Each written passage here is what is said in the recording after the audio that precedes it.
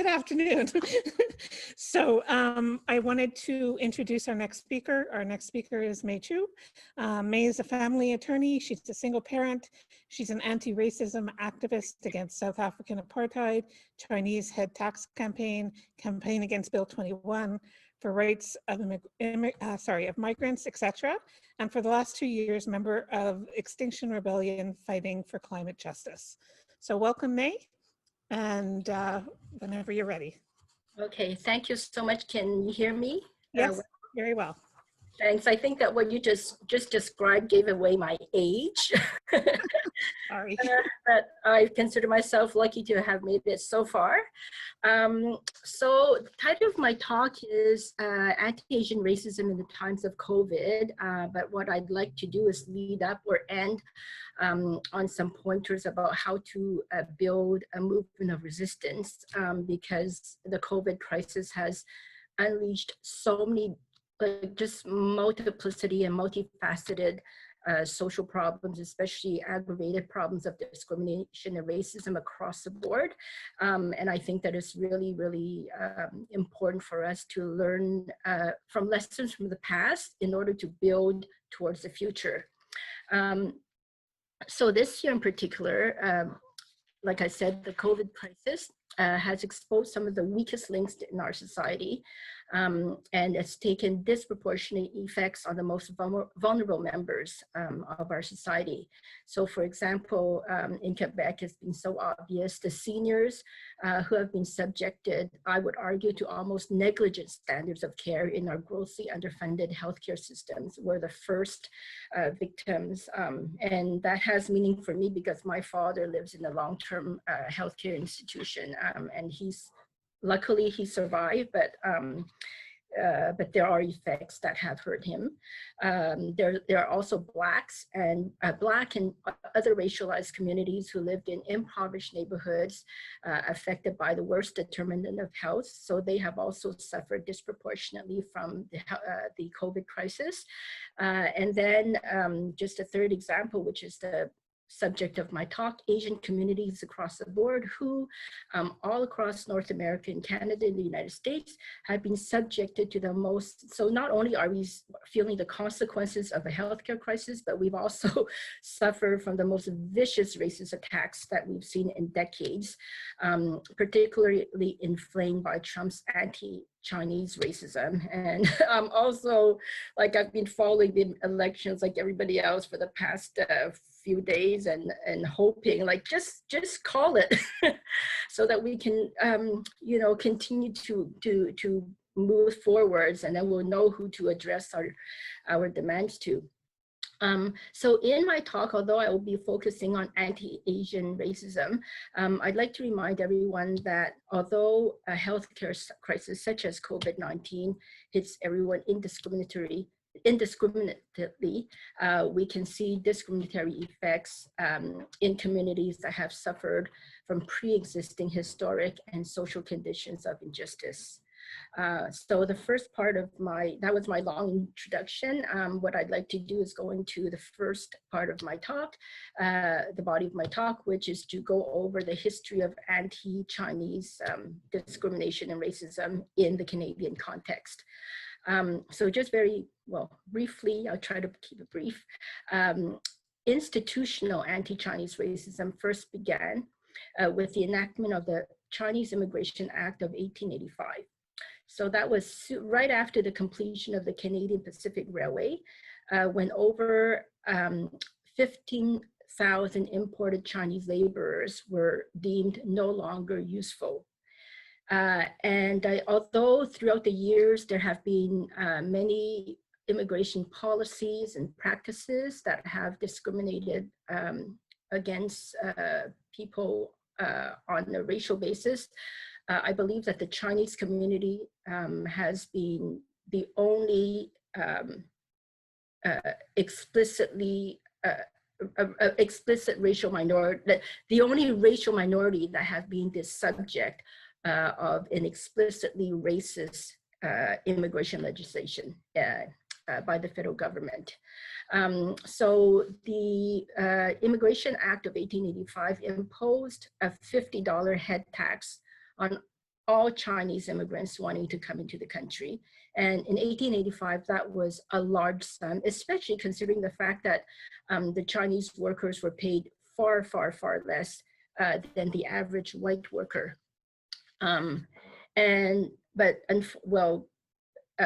Unfortunately for the government, that did not stop Chinese immigration to Canada, and because people would borrow money, they would pool their money together, and of course, you know, people who have settled here want to bring their families to Canada you know, they want to reunite with their families, and just like any other immigrant community, and so the Chinese community continue to successfully be able to sponsor or bring in their members, family members. And so what the federal government did was that they continued to increase the head tax payments. So starting from $50, and then years later, they would increase it to $100. And sorry, my dates are not clear in my head. So by 1903, the government increased the head tax to $500 per Chinese immigrant. And still, because of the resilience of the community and resourcefulness of the community, people still continue to be able to bring in family members. And so in 1923, I think that the government had it. They said, okay, we're going to take away this head tax. We're just going to pass a new act. And we call it, the Chinese community call it the Chinese Exclusion Act, which was passed on July 1st, 1923. And that prohibited Chinese immigration to Canada altogether. And this act was valid only until 1947, when after World War II, and then internationally, all the countries had a consciousness raising about the importance of human rights. That was also due to the fact that Chinese Canadians joined the war effort. They enlisted and they helped, you know, they fought side by side along with other Canadian soldiers to defend Canada, et cetera, et cetera. So after that, it was more difficult for the government politically to continue to deprive us of our equal rights to citizenship. So this meant that, yeah, we suffered from 62 years of racist legislation. And these 62 years inflicted decades of suffering and stunted the growth of our community. Families were left heavily indebted and impoverished by head tax debts. And, you know, often when people talk about mainland China, one of the most common Western criticisms is about sexism and the Chinese culture, how, you know, historically women were always inferior to men, et cetera, et cetera. And we also talked about the preference for boys over girls. Now, what is interesting with respect to the Canadian racist history is that the gender balance between men and women was, I've never seen sharper imbalances than in Canada. And for decades, for example, the community was made of, for example, I think over 90% men to less than 10% women. And if you can imagine a community trying to struggle and to survive and to grow based on those statistics. So that created years of isolation, family members being isolated from each other, extreme loneliness, extreme poverty, because the Chinese, the small fledgling Chinese communities across Canada were extremely vulnerable. They couldn't just go and get loans. They didn't have a right to equal wages. And also the racist federal legislation gave the green light to racist municipal and provincial legislations that targeted the Chinese community. So for example, we had provincial laws which prohibited white women from working for Chinese-owned businesses because, you know, God forbid we allowed the races to mix. And then in Montreal, we had like bylaws that would tax laundries. So they would specifically target Chinese hand laundries in order to make the competition, in order to decrease the competition for, I guess, white-owned laundromats. So after, it wasn't until the early 90s that finally immigration laws were changed and reformed in order to put Chinese immigrants and the rest of like to be able to come in on equal footing as all the other immigrant communities. And it wasn't until the 70s or mid 70s that finally the male and female gender balance reached equality in Canada. Of course, the Chinese community always fought back, even way back in 1923, you know, the Chinese community held rallies in order to try to prevent the government from passing the Racist Exclusion Act of 1923. So we've always mobilized. And finally, in 2006, when Stephen Harper was elected to be Prime Minister, I think 6 months into his 6 months into his term as Prime Minister, he finally gave the Chinese community an apology and a partial redress. But despite this, unfortunately, you know, one of the arguments that we had always made when we campaigned for redress against the head tax and exclusion act was that if we didn't have redress, we would not learn, we would be doomed to repeat the mistakes of the past. I have to say in front of all of you that unfortunately, I mean, it is really necessary for affected communities to continue to fight for redress and social justice. But I think now I'm thinking that we need something more than redress, because despite the Harper apology and partial redress, the government, we've seen one government after another continue to repeat these mistakes, and not even mistakes, to perpetuate and to continue human rights violations on numerous communities. So xenophobia, unfortunately, has never been erased, and which shows that once you are a racialized community or a vulnerable community, I think that the potential for clashes, for renewed racism, unfortunately, it seems to be always present. We saw in the recent couple of decades with the SARS pandemic, with the H5N1 virus, which again impacted and unleashed anti-Asian racism across the country, in many parts of the world.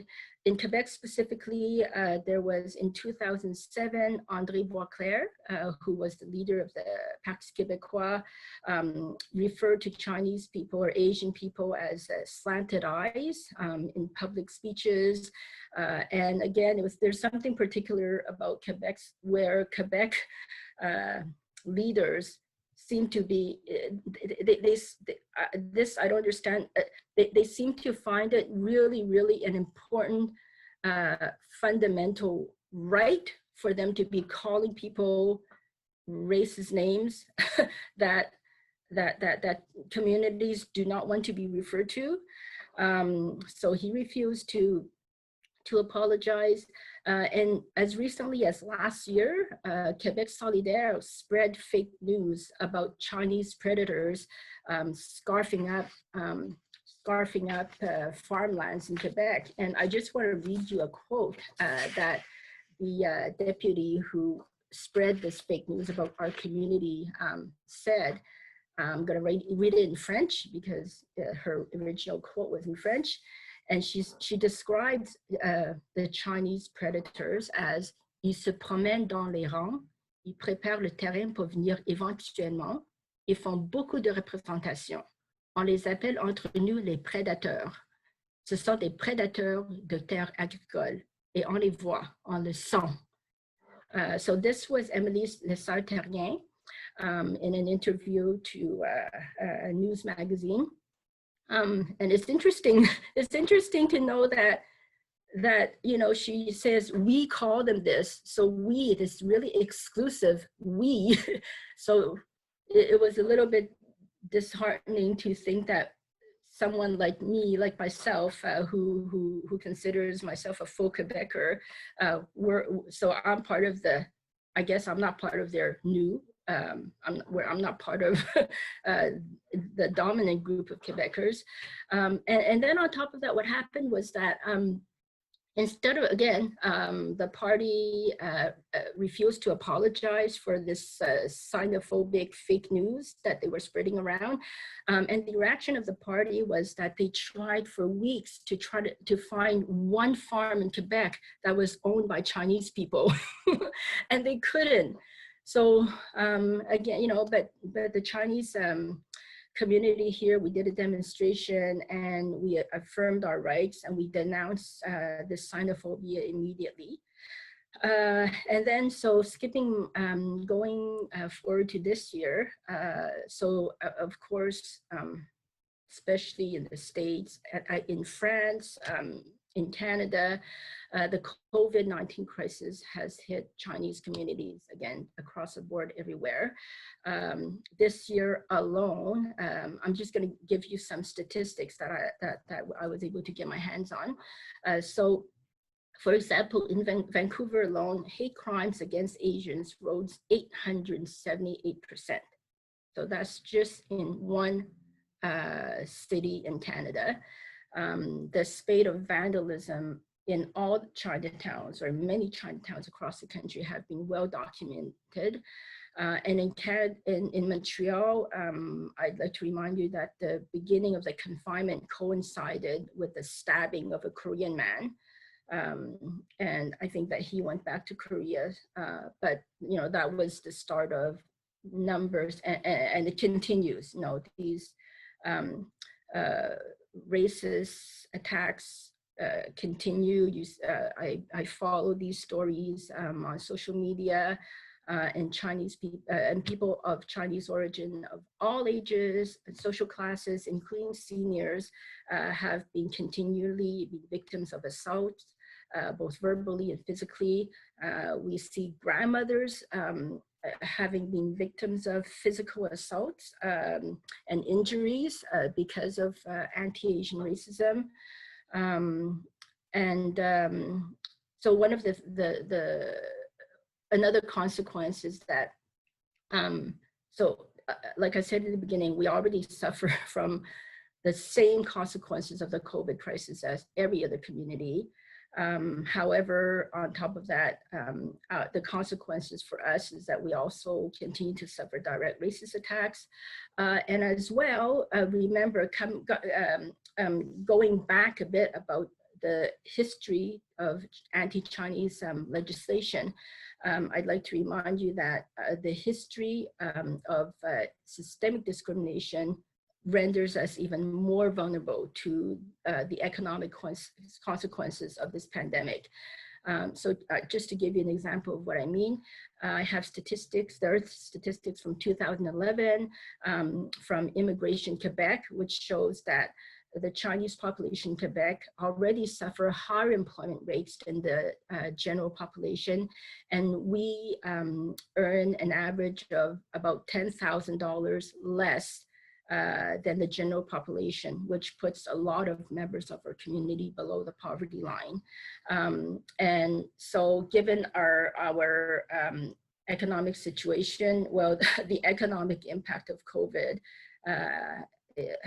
has been felt even more severely. And we see that right now in Montreal, Chinatown, the only French-speaking Chinatown in all of North America is fighting for its very survival. So this is where we're at. But I'd like to spend the second part of my presentation to remind us about our history of resilience and resistance. Like I said, even during the darkest days of legislated racism against the Chinese community, the community has always fought back, and we've survived. We're still here. In the early days, we survived, like I said, by the community pooling the resources together. We couldn't go to mainstream organizations for help, so in the Chinese community, family associations were formed. So these were early forms of community centers where people with the same family names would get together, they would rent a space, and then during the weekends, people could go in. At that time, there were also a lot of people who were illiterate. So there would always be someone at the family association who could help fill up forms, help read letters from home, help people write letters from home. And then one of the most important functions of these family associations were to work as credit unions. So of course, Chinese people were not able to just go to the bank and get credit. And so if somebody needed money, what people would do is that they would give their weekly contributions to the family association. And then if one member needed some money, they could take out a loan and then repay back the loan slowly. So it was these internal types of organizations that helped the community to continue to survive in a very racist and exclusionary context.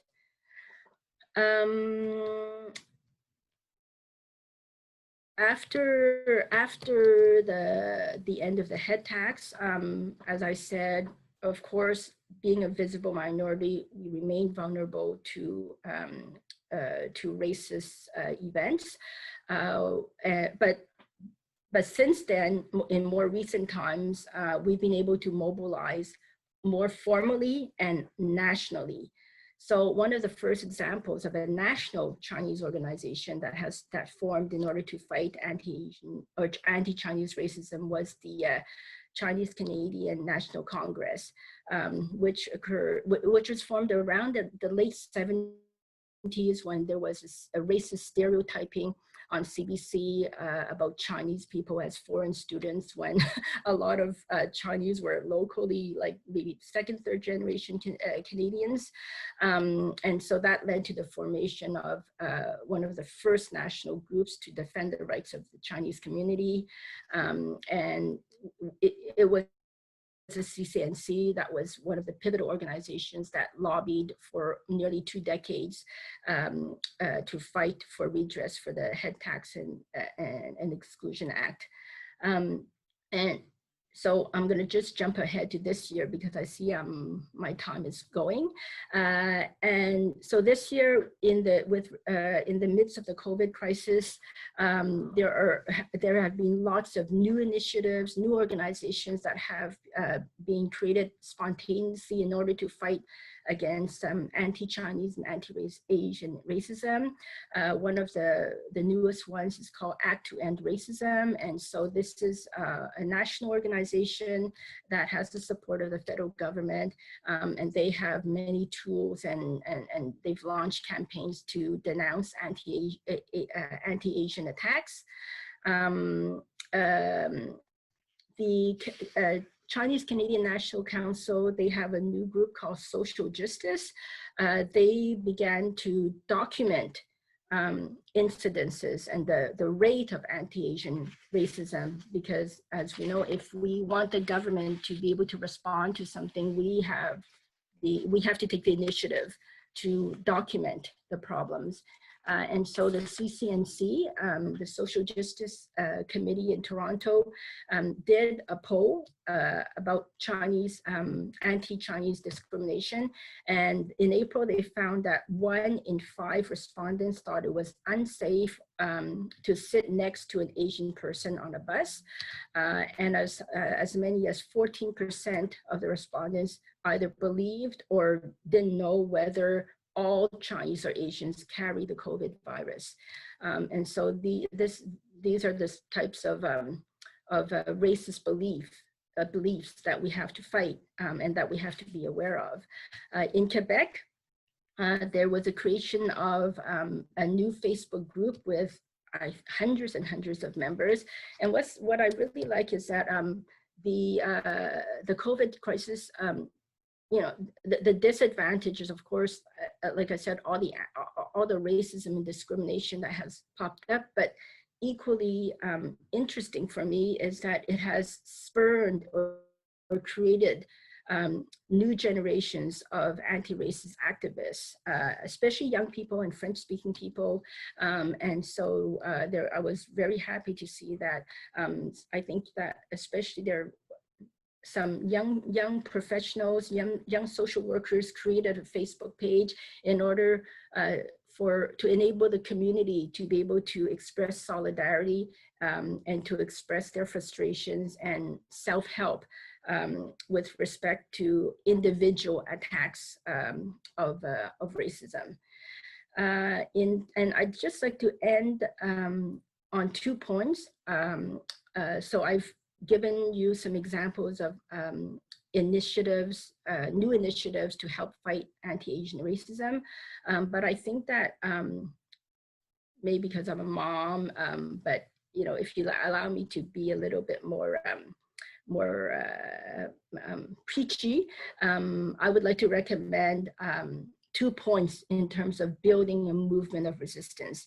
And I would say that it's important to develop intra-community solidarity as well as inter-community solidarity. So just very quickly, maybe I can go into specifics during the question period. But the Chinese community, I have to say, is very diverse. There are many people in our community that suffer internalized racism.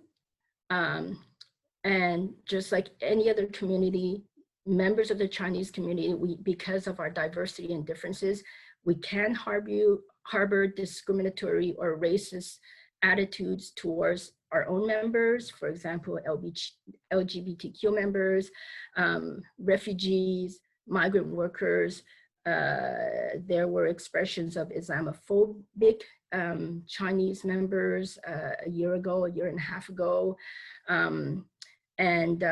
So we have to look at the divisions that occur in our own community and try to educate our own community and fight these divisions. Because like I said, when COVID hits or anti-Asian racism and discrimination hits, you know, the oppressor does not say, oh, okay, you're a Canadian-born Chinese and the other person is a refugee claimant, so you are better than the other one. I mean, we're all racial minorities, so the oppressor will oppress all of us equally, and that's why we need to develop this intra-community solidarity. And history tells us how important inter-community solidarity is. Because of the occasion of this conference and forum, I'd like to just mention briefly that one of our big heroes and my great hero is Dr. Ho Fengshan, who some of you might know, but he was a Chinese diplomat who during the Second World War issued thousands of visas to Austrian Jews fleeing the Holocaust. And I think that that is really important to keep in mind that, you know, one day it could be us needing to flee from somewhere, and we will need the solidarity of other communities to help us. We need to be in solidarity with refugees and migrant workers. During the COVID crisis in Quebec, this was a very hot topic, and the healthcare crisis shows how important it is for us to take care of each other and to make sure that all health workers, regardless of their status, have the best work conditions possible. We need to be in solidarity with all communities fighting oppression and fighting systemic discrimination. I represented an intervener in the court challenge against Bill 62 when the Liberals were in power during their last year. And so if I can remind you, that was the bill, that was I would say was the precursor to Bill 21. And that was the bill that banned face coverings. And we know that even though the neutral term was face coverings, we know that it was legislation that was Islamophobic, and it was targeting women, especially women who wore the niqab. But I think that because this was such an insular and discrete minority, and once the court challenge occurred, there was no mass mobilization against this first attempt to take away rights of religious minorities. And to this day, I ask myself, had there been a huge public mobilization and outcry against the violation of one community's charter rights, would the CAC have had the courage or the legitimacy to go ahead and pass Bill 21, which takes away rights of religious minorities across the board. I mean, minorities that wear religious symbols. So that's the question that I keep asking myself. And I think that for me, the answer is no. You have to confront and call out and put a stop to racism and discrimination, no matter PowerPoint you just sent me. No matter who is being targeted. So that concludes my presentation. Thank you so much. I do have, I'll get the ball rolling by asking the first question. Since we are an academic institution, and since you are an activist, both in the Chinese community and beyond, I guess it's a two-part question. The first part is how as an academic institution, we can help bring education to our students about anti-Asian racism.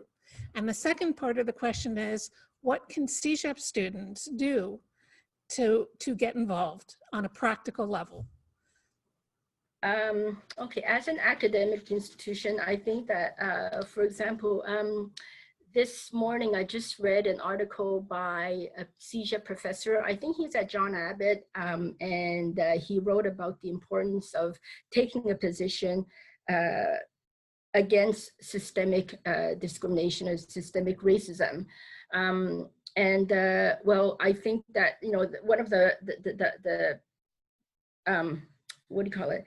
One of the most recent topics in the news has been the use of the N-word in academic institutions. And once again, for me, when I talked about André Beauclerc's use of the slanty eyes, you know, at that point, like, there are always people, no matter what community, like I said, who may or may not be carrying around internalized racism, but you can always find people in every community who say, oh no, racism doesn't exist, racism doesn't hurt me, I don't mind this word, I don't mind being called that word. But I think that on a pragmatic and policy level, you have, for me, what does it cost the institution to say, we're going to err on the side of siding with the oppressed people and not use derogatory language. And we will do what we can to create safe spaces for our students and also for colleagues. You could have people in the administration or among fellow teachers who could take exceptions to certain languages. Another answer would be, you know, we've been fighting for inclusive curricula forever. My daughter's in Sec 3, and so, for example, I think that there had been years of complaints about how Indigenous peoples were portrayed in school textbooks, and that has been changed. There was progress, but you know, she pointed out that, well, now we learn such deep political and deep politicized, almost anthropologic things about Indigenous people. You know, we learn about the longhouses and, you know, how, you know, what they're called and what they ate and what they did, but there's no reference to the responsibility of the oppressors, of the colonizers, and nothing about the continued colonization in so many ways of indigenous peoples. And I think that for academic institutions, you need to make that a priority. You need to bring the experiences of marginalized communities to the center. It's called, I think, intersectionality. And I think that it would be very beneficial. And I think my approach is that this is something I learned from the feminist struggle, is that when you take care, when you raise the standard of the most vulnerable members of society, everybody wins. Everybody who's on top, you lift up everybody. So I'm not sure if I answered your question, but I think that I'm not an academic, so I don't have concrete proposals for you. In terms of what can CEGEP students do, I think that they can also continue to educate themselves. Again, like I said, we've been fighting so hard to get a more inclusive curriculum, and unless that you have an interest already, it's hard to put the burden or the responsibility for individuals to go and find information that they may not know exists out there.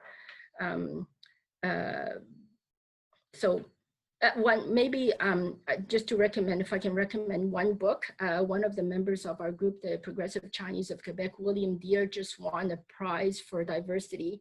Last year, he published a book called Being Chinese in Canada, and it's an amazing history of, he's a third generation head taxpayer. It's a beautiful outline of the history of discrimination against the Chinese immigrants, but also the other really interesting thing about his book is that it teaches, or it outlines, it goes through how the Chinese community mobilized and fought for redress.